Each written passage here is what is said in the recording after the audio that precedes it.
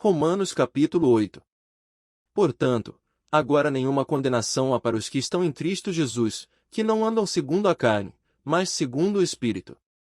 Porque a lei do Espírito de vida, em Cristo Jesus, me livrou da lei do pecado e da morte. Porquanto que era impossível a lei, visto como estava enferma pela carne, Deus, enviando o seu Filho em semelhança da carne do pecado, pelo pecado condenou o pecado na carne. Para que a justiça da lei se cumprisse em nós, que não andamos segundo a carne, mas segundo o Espírito.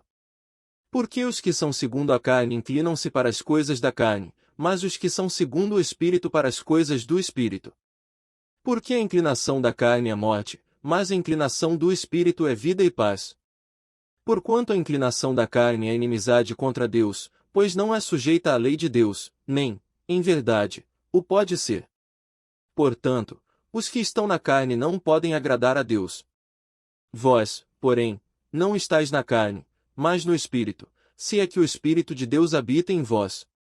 Mas, se alguém não tem o Espírito de Cristo, esse tal não é dele.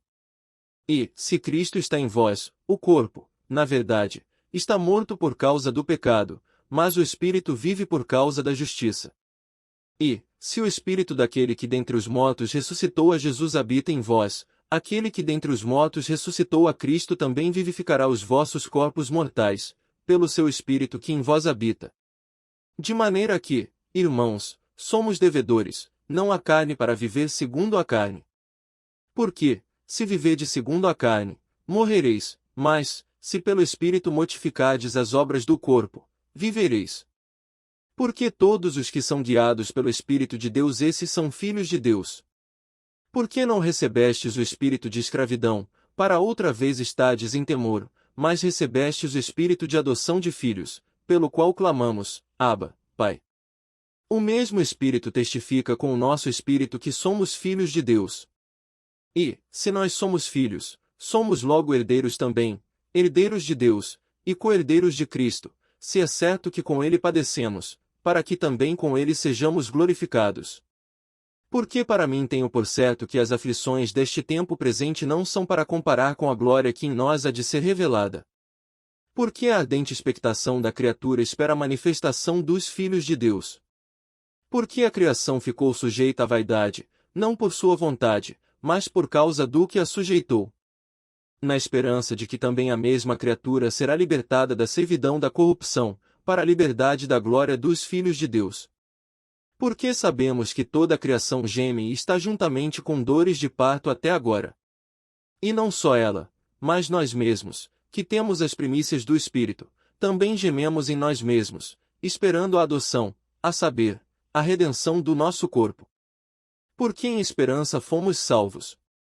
Ora, a esperança que se vê não é esperança, porque o que alguém vê como esperará? Mas, se esperamos o que não vemos, com paciência o esperamos. E da mesma maneira também o Espírito ajuda as nossas fraquezas, porque não sabemos o que havemos de pedir como convém, mas o mesmo Espírito intercede por nós com gemidos inexprimíveis. E aquele que examina os corações sabe qual é a intenção do Espírito, e é ele que segundo Deus intercede pelos santos. E sabemos que todas as coisas contribuem juntamente para o bem daqueles que amam a Deus, daqueles que são chamados segundo o seu propósito. Porque os que dantes conheceu também os predestinou para serem conformes à imagem de seu Filho, a fim de que ele seja o primogênito entre muitos irmãos.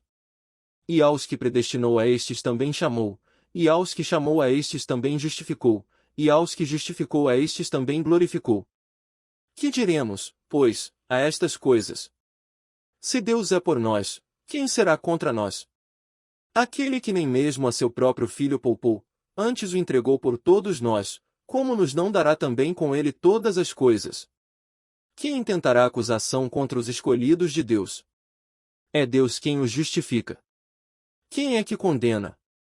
Pois é Cristo quem morreu, ou antes quem ressuscitou dentre os mortos, o qual está à direita de Deus, e também intercede por nós.